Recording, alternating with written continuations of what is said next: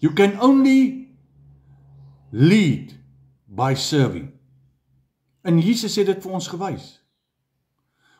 Baie van ons wil agter die preekstoel staan, maar niemand van ons wil dien nie. Nie julle nie. Was ek gewees.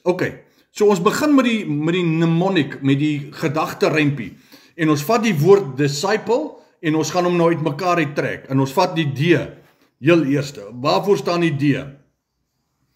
Die vergroting van die woord, amplification van die woord. D staan vir death to self.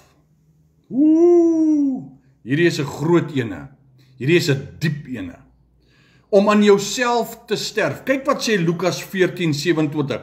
My goed is alles in Engels hier, so as ek nou nog moet, kom ons gaan maar hier so, Lukas 14.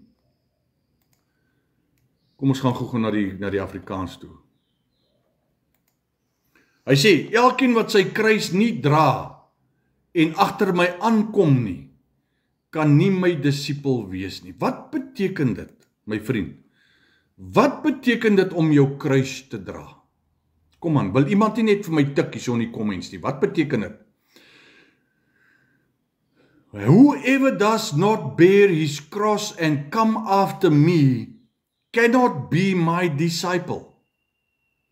Jy sien, dit is baie belangrik. Ek wil vir jou nog 'n gedeelte lees staan in Matteus, nog 'n skrifgedeeltjie, Matteus 16 vers 24.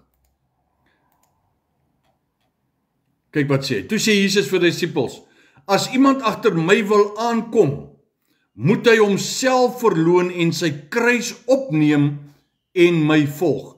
Mense, ek wil nou vandag hier, jy moet baie mooi hoor vir my, en dit is tyd dat ons mind opmaak. Dis nie baie maklik om 'n volgeling van Christus te wees, om 'n kind van God te wees nie. Jy sien, maar daar's baie aanvalle wat kom. En die vlees het 'n neiging om te reageer. Die oomblik wat ek seer kry, dan het die vlees 'n neiging om te reageer.